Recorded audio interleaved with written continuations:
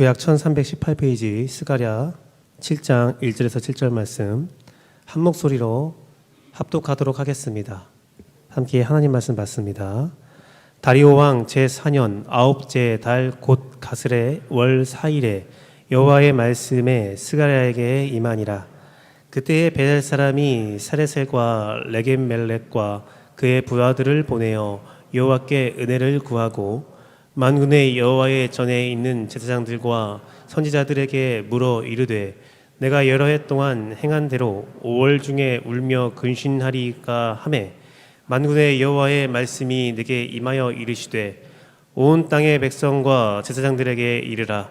너희가 70년 동안 다섯째 달과 일곱째 달에 금식하고 애통하였거니와 그 금식이 나를 위하여 한 것이냐. 너희가 먹고 마실 때에 그것은 너희를 위하여 먹고 너희를 위하여 마시는 것이 아니냐. 예루살렘과 사면 성읍에 백성이 평온히 거주하며 남방과 평원에 사람이 거주할 때에 여호와가 옛 선지자들을 통하여 외친 말씀이 있지 않으냐 하니라. 아멘. 오직 예수님, 예수 그리스도의 은혜와 평강이 충만할지어다. 우리의 기도에 응답하시는 하나님, 위로가 필요한 영혼에겐 위로함을, 치유가 필요한 영혼에겐 치유함을, 각종 인생의 어둠 가운데 그 어둠의 터널을 벗어나고자 하는 자에게 광명한 빛을 주시는 오직 성삼일체 하나님께 감사와 경배와 영광을 돌려드립니다. 오늘도 여러분에게 예수님만 전하고요, 여러분도 예수님이 마음속 풍성하게 있기를 간절히 바라고 기도합니다. 오늘은 스가랴 말씀 7장 1절에서 7절 말씀을 가지고 70년 동안 금식한 결과라는 제목을 가지고 말씀을 보고자 합니다. 70년 동안 금식한 결과. 부제로는 바른 신앙, 기도의 방향을 잡아주시는 하나님이신데요. 오늘 본문을 보니까 스가랴에게 베델 사람들이 여러 해 동안 근심하고 나와서 여러 가지 것들을 질문하는 내용이 있습니다. 그런데 그들의 근심, 여러 해가 얼마큼 동안 있었었냐라고 살펴보니까 5절 말씀에서 70년 동안 금식을 했대요. 70년 동안 다섯째 달, 일곱째 달에 금식을 했다라고 기록되어 있습니다. 이 70년 동안 금식한 이유는 우리가 예레미야 29장 10절 말씀을 통해서 알아볼 수가 있습니다. 예레미야 29장 10절 말씀을 보니까 여호와께서 이와 같이 말씀하시니라. 바벨론에서 70년이 차면 내가 너희를 돌보고 나의 선한 말을 너희에게 성취하여 너희를 이곳으로 돌아오게 하리라 라는 말씀이 있어요.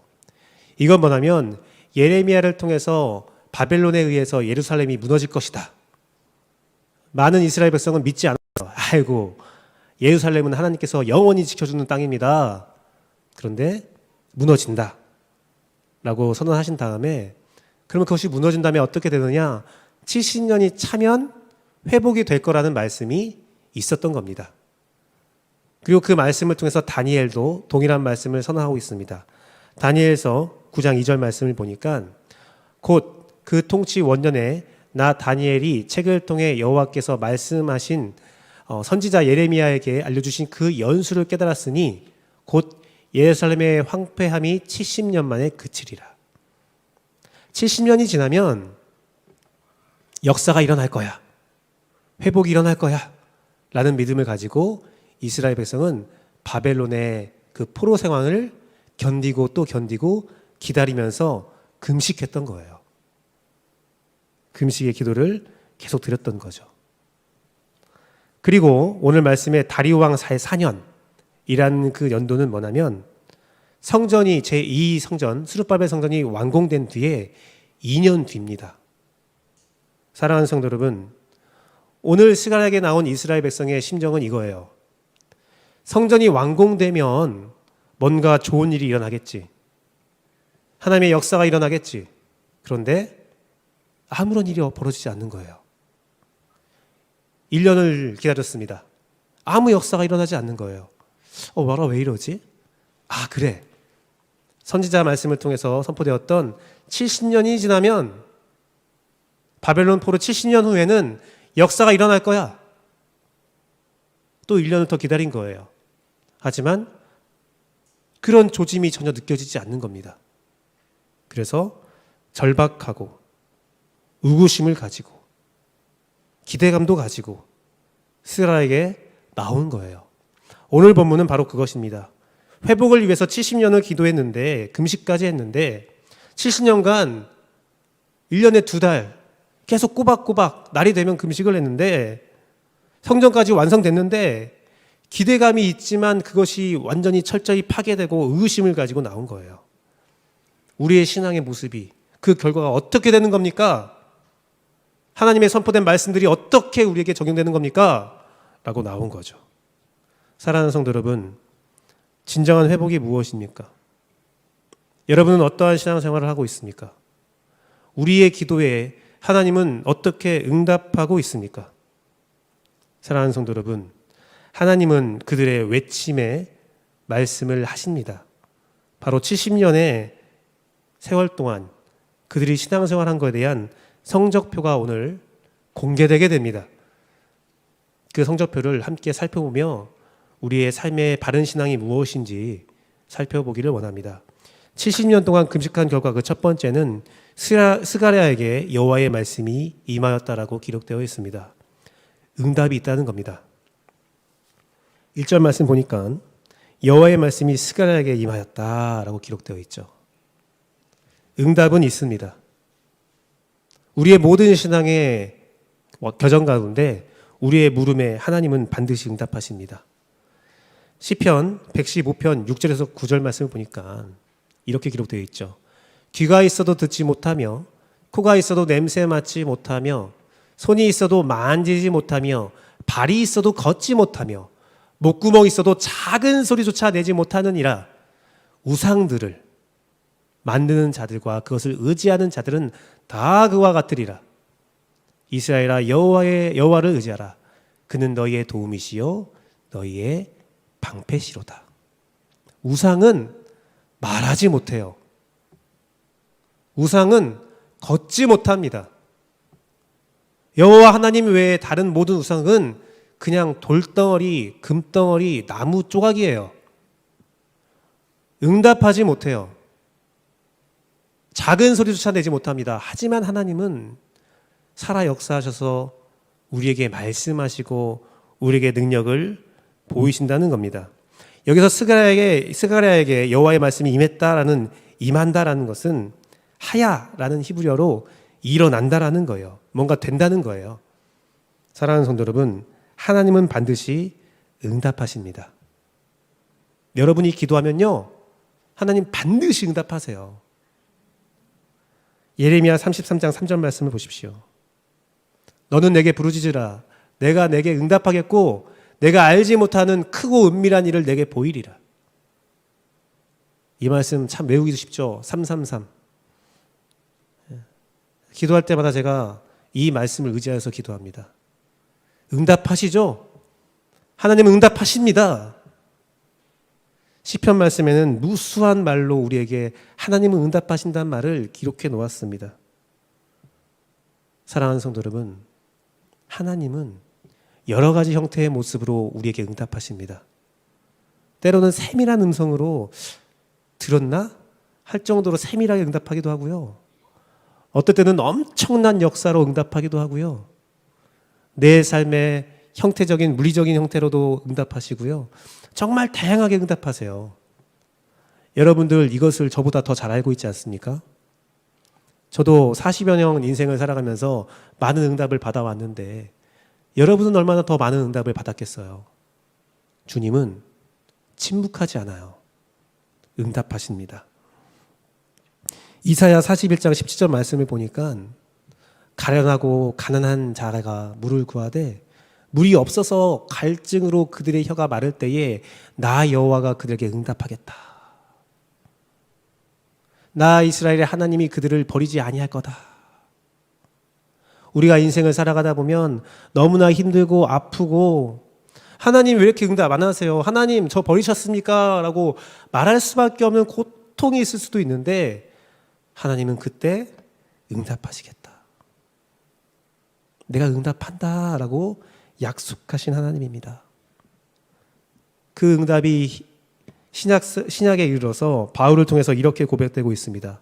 빌립보서 4장 7절 말씀입니다. 같이 이 말씀 읽어볼게요. 둘, 셋. 그리하면 모든 지각에 뛰어난 하나님의 평강이 그리스도 예수 안에서 너희 마음과 생각을 지키시리라. 사랑하는 성도 여러분, 제가 상담을 하면서 또 상담을 들으면서 제일 하기 싫고 제일 듣기 싫은 말이 뭐냐면 내가 당신을 이해합니다라는 말이에요. 이해하죠. 이해하려고 하고 함께 하려고 하죠. 그런데 제가 정말 고통과 아픔 가운데 있을 때 경험했던 마음은 그런 말을 들으면 내가 너 이해해, 네 아픔 이해해, 네 상황 내가 알고 있어 라는 말 들을 때 한쪽으로는 고맙다, 감사하네 라는 마음이 들지만 한쪽으로는 네가 뭘 알아? 당신이 어떻게 알아? 내 아픔 깊이 어떻게 알아? 피상적이지 않아? 라는 악한 심정도 들더라고요. 우리가 성경을 보면서 우리의 삶에 아픔과 고통이 있을 때에 우리는 말할 수 있습니다. 하나님, 정말 살아계신 거 맞아요? 하나님 응답하신 거 맞아요? 하나님 저 이 상황 지금 보고 계세요? 그런데요. 하나님은 내가 나를 아는 것보다 더 많이 아신다고 하셨어요. 내 머리털 세신바 된다 하셨어요. 모든 지각에 뛰어난 하나님께서 응답하신다고 하십니다. 내가 알지도 못하고 내가 이해할 수도 없을 수 있어요. 하나님의 응답이 마음에 안 들 수도 있어요. 성에 안 찰 수도 있습니다. 사랑하는 성도 여러분, 우리는 빌립보서 4장 7절 말씀을 기억할 필요가 있습니다. 그 말씀은 우리가 기도할 때 우리의 기도를 들어주신다고 하지 않고 그가 응답할 때 뭐예요? 마음과 생각을 지키신다고 하셨어요. 때로는 나의 생각과 나의 바람과 다른 모습으로 하나님이 응답할 수 있습니다. 하지만 하나님이 응답하신다는 것은 무엇이냐면 내 마음과 내 생각을 지켜주신다는 겁니다. 내 마음이 하나님께 향하기를, 내 마음이 하나님을 떠나지 않기를 지켜주시고 우리를 보호하신다는 것이 하나님의 응답입니다. 사랑하는 성도 여러분, 하나님은 반드시 여러분을 지켜주십니다. 제가 지난주에 한 책을 읽었는데 책 제목이 눈 떠보니 선진국. 까맣게 딱 뜨니까 선진국이네? 그런 내용인데요. 박태웅이라는 분이 지은 책인데 2021년도 정보통신 분야에 동탑 산업 훈장을 받으신 분이에요. 눈 떠보니 선진국. 그런데 그 내용에서 우리나라가 선진국이라는 이유에 대해서 아주 구체적인 내용으로 기록해 놓았습니다. 코로나 확진자가 그분이 책을 저술할 때에 1월 7일 2021년도 1월 7일에 확진자 누적수가 우리나라의 코로나 확진자 누적수가 67,358명이었다고 합니다. 67,358명. 와, 많다라고 생각할 수 있는데요. 그 당시에 그 날에 영국의 사망자, 코로나19로 인해서 사망한 사람 숫자가 78,508명. 우리는 확진자 수가 6만여 명인데 영국은 그걸로 죽은 사람이 78,000명. 아유, 목사님, 인구 대비로 생각하셔야죠. 그럴 수 있습니다. 그러면 최대 강국이라고 우리가 알고 있는 우리 이 시대의 최고의 선진국이며 최고 강대국인 미국은 어땠을까요? 사망자 수가 36만 5천 명. 아유, 목사님, 인구 대비라니까요. 그래서 다른 자료를 준비했습니다. 미국의 코로나로 인해서 죽은 사망한 36만 5천 명의 숫자는 2차 세계대전 사상자 플러스 베트남전 전사자 합보다 더 많은 숫자입니다. 이 시대의 가장 큰 전쟁이라고 알려져 있는 2차 세계대전, 그리고 미국이 최초로 패배했다는 베트남 전쟁, 거기에 전사자의 수를 합한 것보다 더 많은 수가 미국에서 죽었어요. 전 세계는 지금 코로나와 전쟁을 하고 있거든요. 바이러스 코로나19와 전쟁을 하고 있는데 그 전쟁 가운데 미국은 완전한 패배를 한 겁니다. 최고의 사건이었던 2차 세계대전보다, 그 베트남 전쟁보다, 그 두 개를 합친 것보다 더 많은 자가 죽었다는 거예요. 그러면 우리나라도 보면 6.25 때보다 더 많은 사람이 죽었는 것이 비등비등하겠죠. 근데 우리는 확진자 누적만 6만 7천이라는 거예요. 우리나라는 아주 잘 맞고 있는 거예요. 우리가 어떤 욕을 하고 어떤 평가를 내려도 전 세계적인 지표는 우리나라가 잘하고 있다. 선진국이다. BTS, 기생충, 오징어 게임, 지옥이라는 드라마. 지금 전 세계가 한국에 열광하고 있습니다. 한류 연풍이 불고 있고요. 조선 항망에서 우리나라가 최고래요. 중국의 위협을 받았지만 정말 정밀한 기술이 필요한 주유선과 그러한 기술에서 우리나라 월등히 앞서 나가서 조선 항망에서 우리나라가 1위를 찍었대요. 경제 성장률 우리나라가 2021년도 1위. 그리고 배터리 상품에서 전기차 나오면서 배터리가 굉장히 인기를 받고 있는데 그 산업에서도 우리나라가 1위. 한국은 선진국이에요. 더 놀라운 것은 유엔이요. 개발도상국에서 선진국으로 격상시킨 나라가 우리나라가 2021년도에 개발도상국이었는데 저도 사회 시간에 배웠거든요. 우리나라는 개발도상국, 이제는 선진국. 더 놀라운 것은 유엔 창설 이후로 개발도상국이 선진국이 되는 사례가 없었대요. 한 번도 없었대요. 전 세계를 개발도상국과 후진국과 선진국으로 나눈 다음에 그 중간에 있는 선진국이 되기 위해서 열심히 달려가고 있는 모든 나라 중에서 유엔이 창설될 이후로 최초로 우리나라가 선진국이 된 거예요. 진짜 말 그대로 눈 떠보니 선진국이 된 겁니다. 그런데 이 저자가 말하는 것은 그렇다면 우리나라는 선진국이냐? 그의 대답은 이러합니다. 해답보다 질문이 더 중요하다는 것을 깨달을 때 우리는 선진국이 될 수 있다. 지표들은, 대답은 선진국이라 말하지만 우리가 진짜 선진국이 되려면 그 지표가 아니라 그 지표가 뜻하는 바가 무엇인지를 우리가 질문을 던지고, 과연 우리나라가 선진국이라면 어떻게 살아야 할까?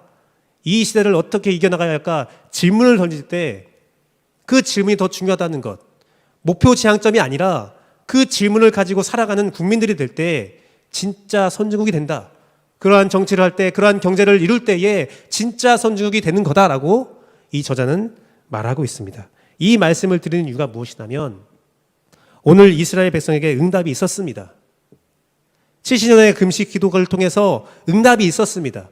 여러분 삶에도 반드시 응답이 있습니다. 하지만 그 응답이 중요한 것이 아니라 그 응답을 가지고 내가 무엇을 고민하고 내가 그 응답을 어떻게 받아들이느냐, 그게 중요하다는 거예요. 성전이 지어졌습니다.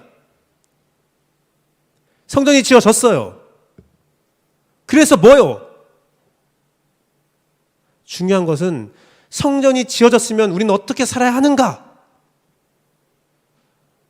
왜 하나님께서 우리에게 고난을 주셨고 왜 하나님께서 이 시간에 우리에게 성전을 지어 주셨는가?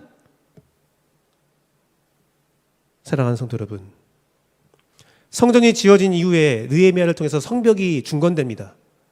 성벽이 중건되고 느헤미야는 이스라엘 백성들의 삶의 생태를 보고 아주 비통해해요.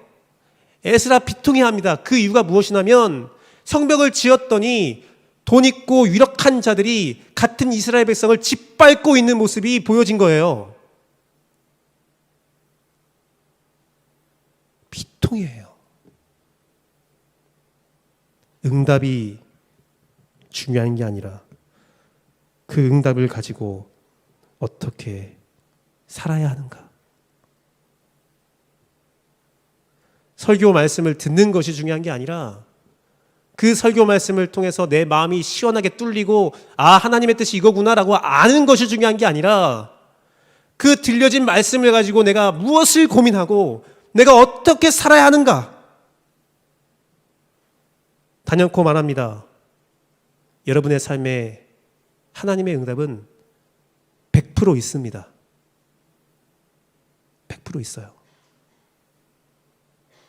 그러나 응답이 중요한 게 아니라 그 응답을 가지고 내가 어떻게 고민하고 내가 어떻게 살아가느냐가 더욱더 중요하다. 70년 동안 금식한 결과 응답이 있는데 이스라엘 백성이 응답받은 것은 어떤 말씀이었냐? 너희를 위한 금식이었다라고 응답받았어요. 신앙을 진단해 주시는 하나님의 모습이죠. 6절 말씀 보니까 너희가 먹고 마실 때에 그것은 너희를 위하여 먹고 너희를 위하여 마신 것이 아니냐. 이스라엘 백성이 70년은 금식했는데 그것은 너희들을 위한 금식이 아니냐. 나를 위해서 했다고? 아니야. 너희들의 사욕을 위해서 했잖아. 너희들의 탐욕을 위해서 했잖아. 그들이 70년간 금식했던 5째 날과 7째 날의 비밀은 여기에 있습니다. 7째 날은 그들의 속죄일이에요. 속죄일이 있는 날이거든요. 1년의 죄악을 제가 저번 주에 말씀드렸던 아세살 양 있는 그 1년의 죄악을 속죄하고 새로운 1년을 시작하는 날이 바로 7째 날이었어요. 절기에서 금식하는 날이에요. 금식했습니다. 그럼 5째 날은 언제냐? 5째 날은 바벨론에 의해서 예루살렘 성전이 무너진 날이 5째 날이에요. 5월. 성전이 무너진 그 슬픔을 기억하면서 기도한 거예요. 금식한 거예요. 정말 하나님의 말씀이 신기하고 하나님의 역사가 정말 신기한 게 무엇이냐면 제1성전이 무너진 달이 5월 바벨론에 의해서, 근데 제3성전인 헤롯 성전이 무너진 날이 로마에 의해서 무너진 날이 5월.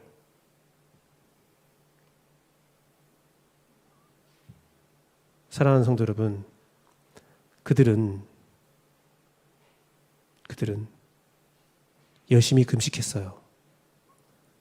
그날의 슬픔을 위해서, 그들의 죄악을 위해서 열심히 기도했는데 70년간 금식한 기도의 결과가, 하나님의 성적표가 나를 위해서 한 것이 아니라 너희를 위해서 했다.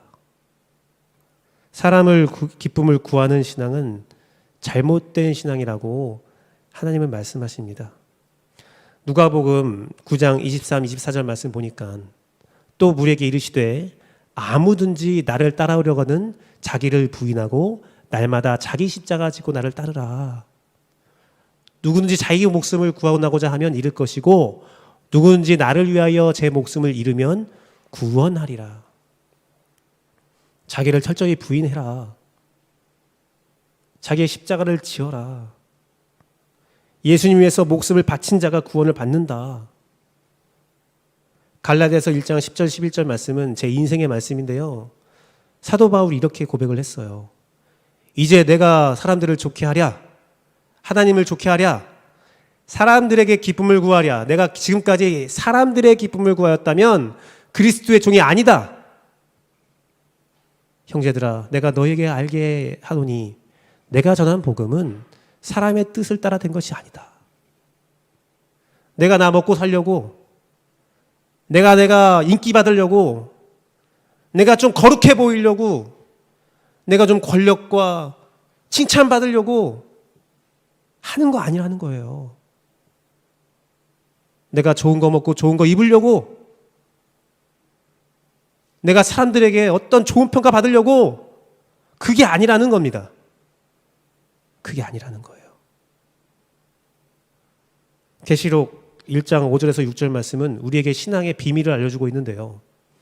또 충성된 증인으로 죽은 자들 가운데서 먼저 나시고 땅의 임금들의 머리가 되신 예수 그리스도로 말미암아 은혜와 평강이 너희에게 있기를 원하노라. 구원은요, 예수 십자가의 피로 인한 우리의 죄 해방과 구원은요, 철저히 여러분을 위해 있는 거예요. 구원은 나를 위해 있는 겁니다. 구원의 복은 나를 위해 있는 거예요. 이건 성경이 선포한 거예요. 구원은 오로지 여러분을 위해 있는 겁니다. 그러나 그 다음 말씀, 6절 말씀입니다. 그의 아버지 하나님을 위하여, 구원은 나를 위해 있는 건데 그의 아버지 하나님을 위하여 우리를 나라와 제사장으로 삼으신 그의 영광과 능력이 세세토록 있기를 원하노라. 구원 이후의 삶은, 내가 하나님의 나라가 되고 내가 하나님의 제사장 되는 삶은 오직 하나님의 영광을 위해 있다는 겁니다. 그런데 우리는 무엇을 놓고 기도하고 있고 무엇을 위해서 신앙생활 합니까? 신앙생활 잘하면 복이 있을 거야. 열심히 봉사하면 물질의 축복이 있을 거야. 아니요.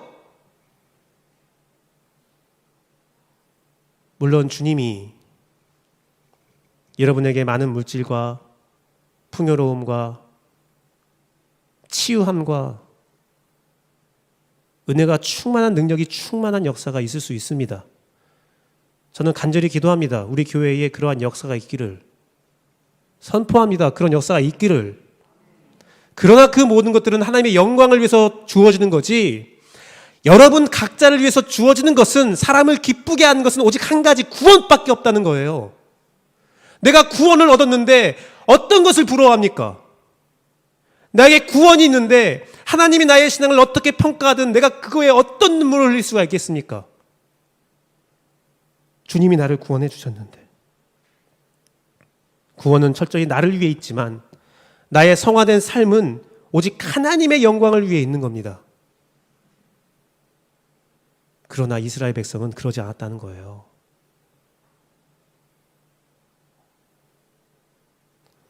사랑하는 성도 여러분,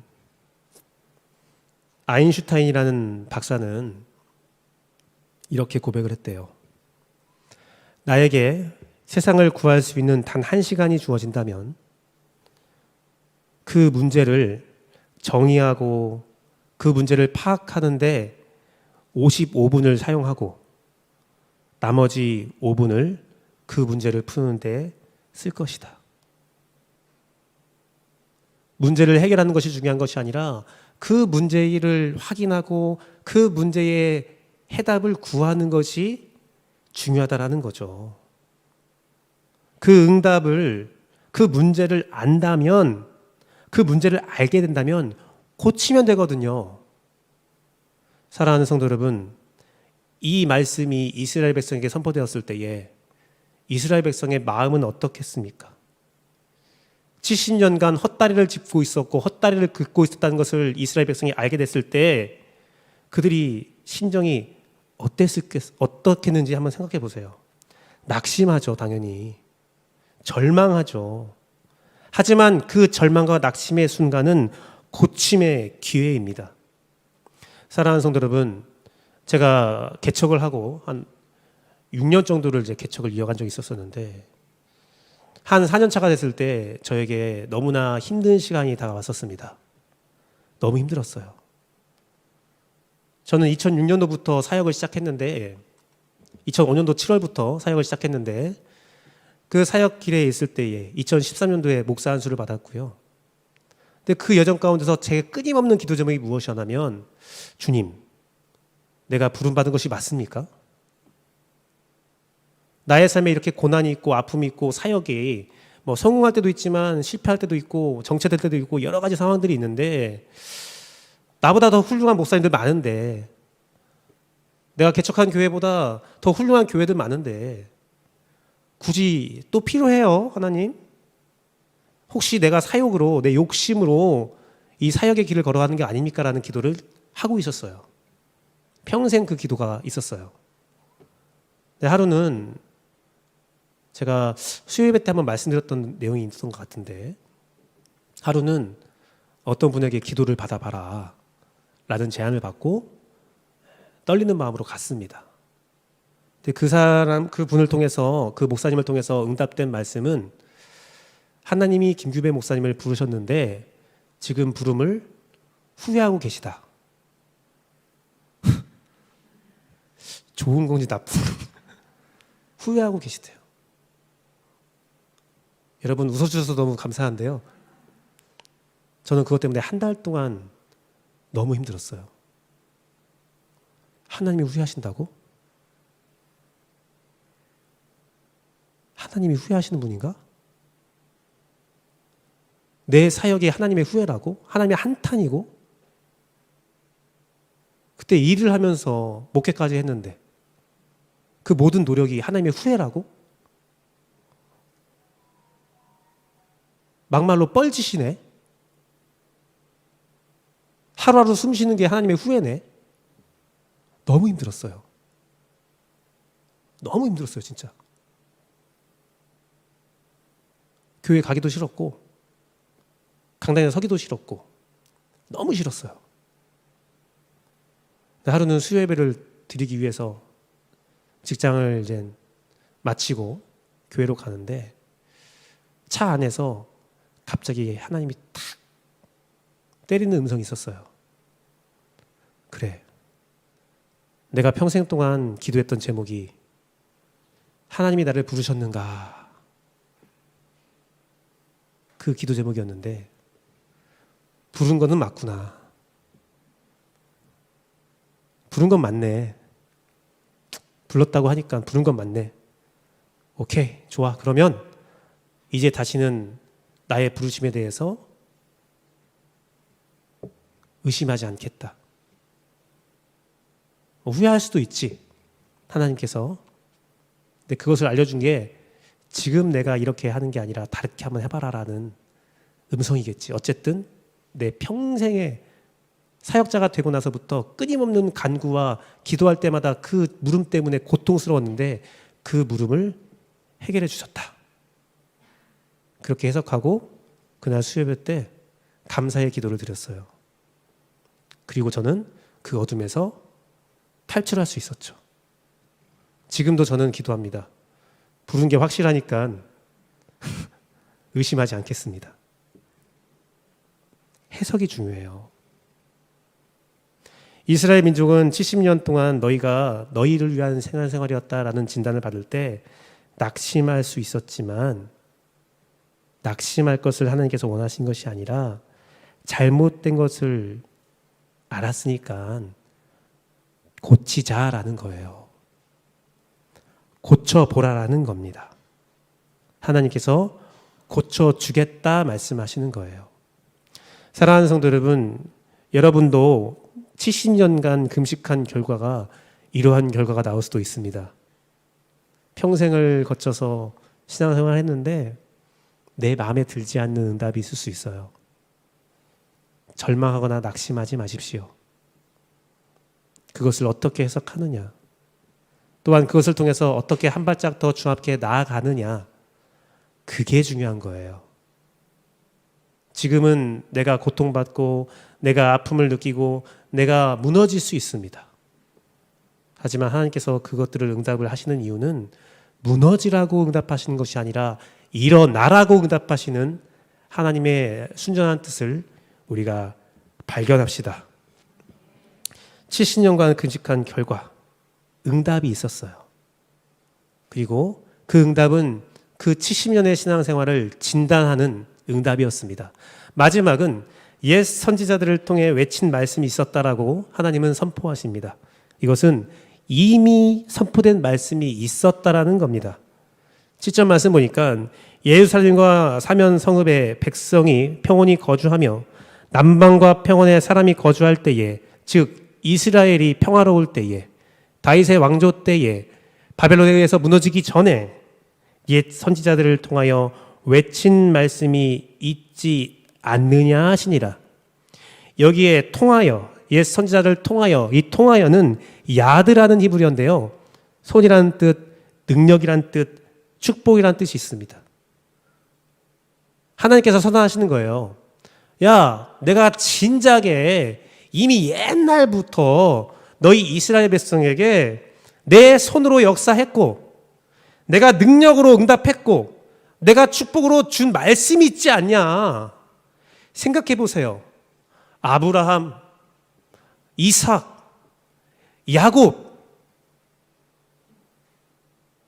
모세, 다윗, 사무엘, 엘리야, 엘리사, 각종 선지자들 무수한 말씀으로 하나님께서 능력을 보이셨고 구름 기둥으로 불 기둥으로 만나로 엄청난 역사를 통해서 이미 하나님이 살아계시다. 사사기 각종 말씀을 통해서 하나님이 어떤 것을 미워하시고 하나님은 어떤 것을 사랑하시는가, 어떻게 살면 구원받고 어떻게 살면 멸망하는가 이미 다 선포되어 있습니다. 이미 예적부터 다 말씀을 선포했는데 왜 그것을 나에게 물어보냐 이겁니다. 그것을 왜 나한테 물어보느냐? 네가 알지 못하느냐? 이미 나는 모든 말씀을 다 선포했는데 70년 동안 뭘 하고 있는 거냐? 사랑하는 성도 여러분, 예수님도 우리에게 2000년 전에 말씀을 선하셨어요. 마태복음 22장 37절 40절 말씀입니다. 같이 읽을게요. 둘, 셋. 예수께서 이르시되 내 마음을 다하고 목숨을 다하고 뜻을 다하여 주 너의 하나님을 사랑하라 하셨으니 이것이 크고 첫째 되는 계명이요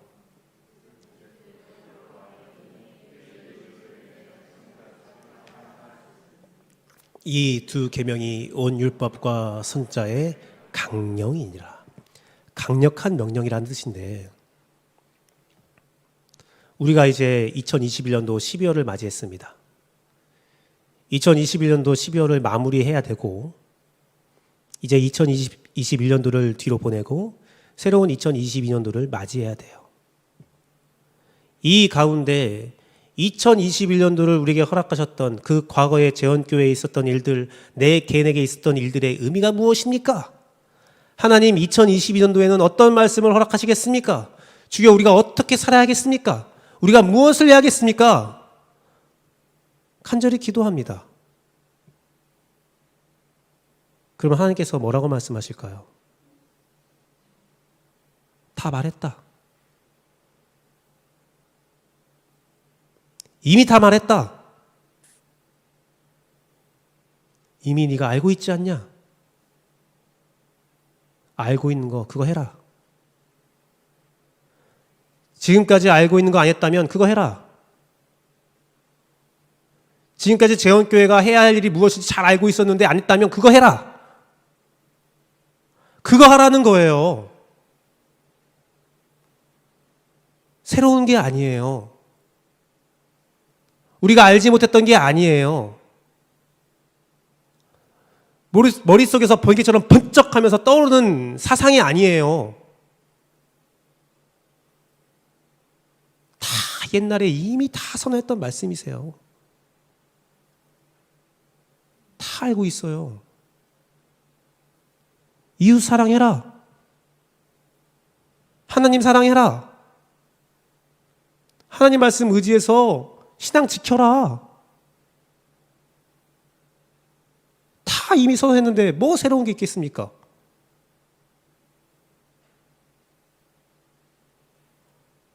여러분이 알지 못한 게 뭐가 있겠습니까? 다음 주에 볼 스가랴 말씀에서 하나님은 오늘 이 질문을 한 이스라엘 백성에게 이렇게 대답하십니다.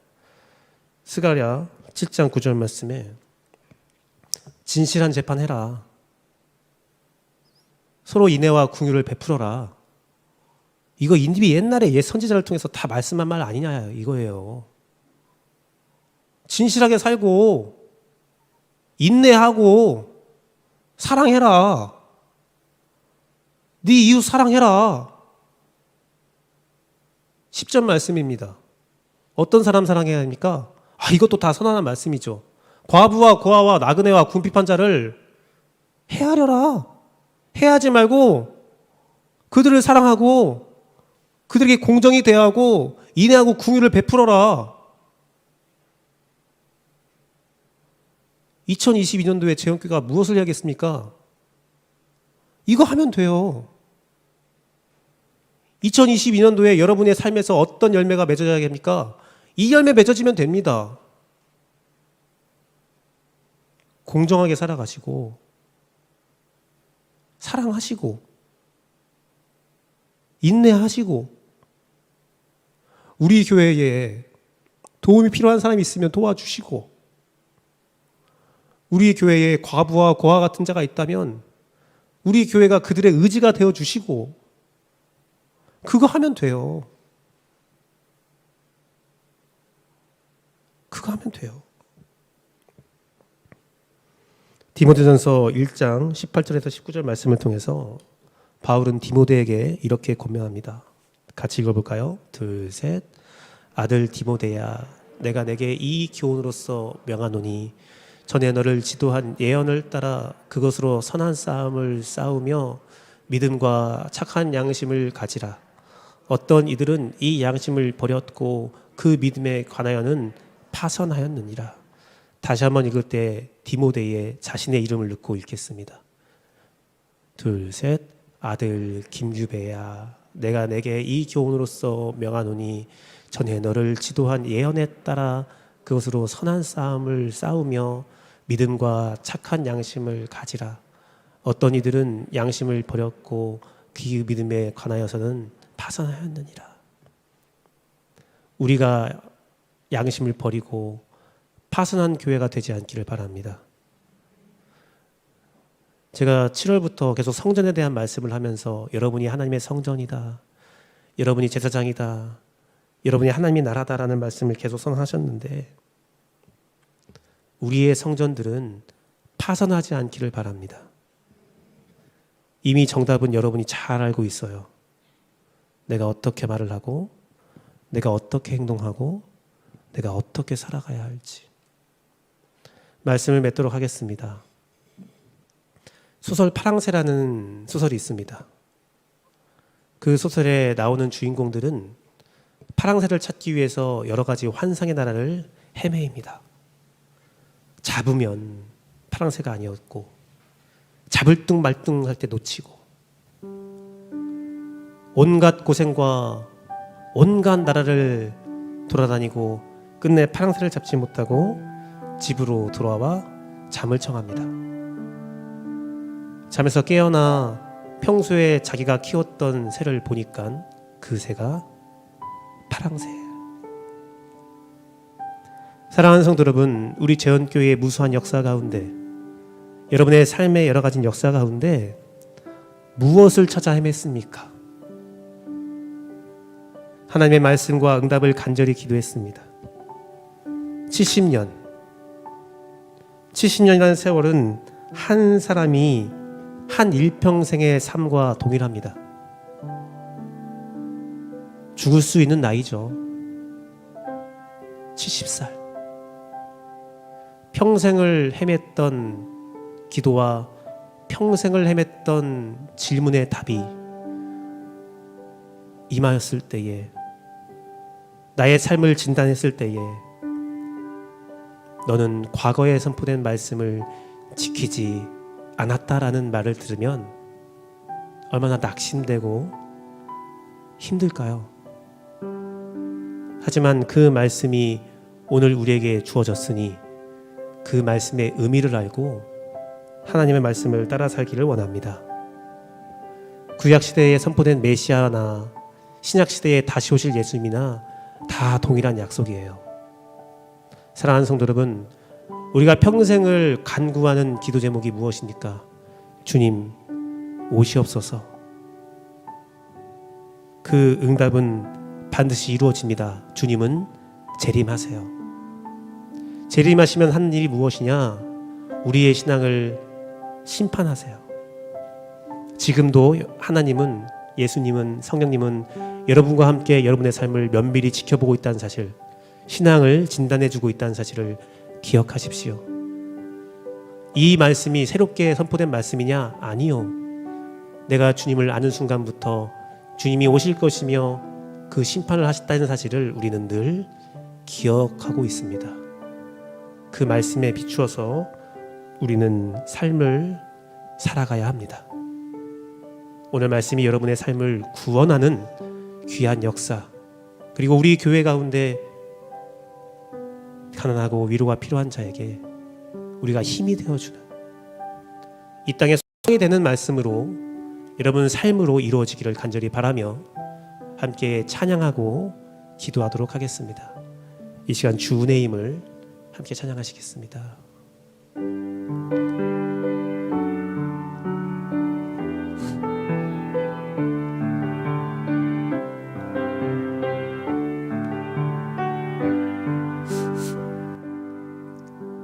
주 나의 모습 보네 상한 나의 맘 보시네 주 나의 눈물 안에 홀로 울던 맘 아시네 주 사랑 내게 있네 그 사랑이 날 채우네 주네 내게 있네 그네로 날 세우네 세상 소망 다 사라져 가도 주의 사랑은 끝이 없으니 살아가는 이 모든 순간이 주 은혜임을 나는 믿네 세상 소망 다 사라져 가도 주의 사랑은 끝이 없으니 살아가는 이 모든 순간이 나는 믿네 다 주의 크신 이름 높이며 우리에게 행하신 위대한 일 감사하세 오 주의 신실하신 그 사랑 온 땅과 하늘 위에 계셔 홀로 영원하신 이름 다 주의 크신 이름 높이며 우리에게 행하신 위대한 일 감사하세 오 주의 신실하신 그 사랑 온 땅과 하늘 위에 계셔 홀로 영원하신 이름 이 시간에 기도하기 원합니다. 나의 평생을 통한 신앙생활의 결과가 주의 응답은 분명히 있다는 사실을 기억하십시오. 또한 주님은 나의 신앙을 항상 진단하시면서 나의 길을 인도하고 계심을 기억하십시오. 또한 주님은 이미 나에게 모든 말씀으로 내가 행해야 할 바와 내가 어떻게 살아야 할지를 이미 선언했다는 사실을 기억하십시오. 주님은 분명히 다시 오십니다. 주님은 분명히 이 모든 땅을 심판하십니다. 주님은 그 심판 전에 여러분에게 임하여서 말씀을 허락하셨습니다. 이 말씀을 굳게 잡고 살아가는 삶을 살아가는 우리 재원교 가운데 주의 은혜가 충만할지어다. 함께 기도하시겠습니다.